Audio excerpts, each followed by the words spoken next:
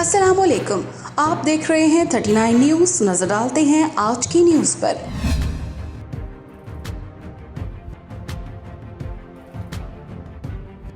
تفصیلات جانتے ہیں اپنے نمائندے سے۔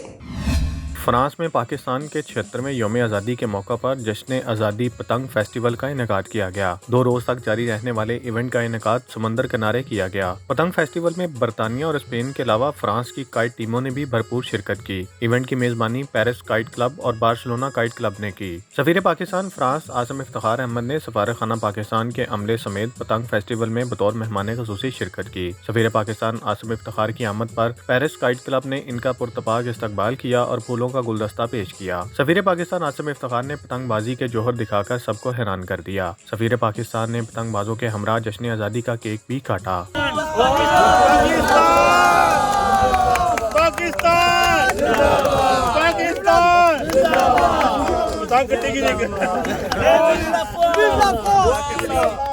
پیرس کائٹ کلب کی جانب سے سفیر پاکستان عاصم افتخار احمد سے مطالبہ کیا گیا کہ وہ پنجاب میں سیف کائٹ فلائنگ کی بحالی میں اپنا کردار ادا کریں۔ سفیر پاکستان کا کہنا تھا کہ اگر اس طرح محفوظ مقام پر پتنگ بازی کی جائے تو کوئی حرج نہیں۔ مہمان ٹیموں کی جانب سے شاندار ایونٹ آرگنائز کرنے پر پیرس کائٹ کلب کو زبردست الفاظ میں خراج تحسین پیش کیا گیا۔ بہت انٹرٹیننگ گیم ہوئی ہے اور اللہ کے فضل و کرم سے ہمارے پچھلے 4 وعدے جو یورپ میں ہوئے ہیں وہ کامیاب رہے ہیں۔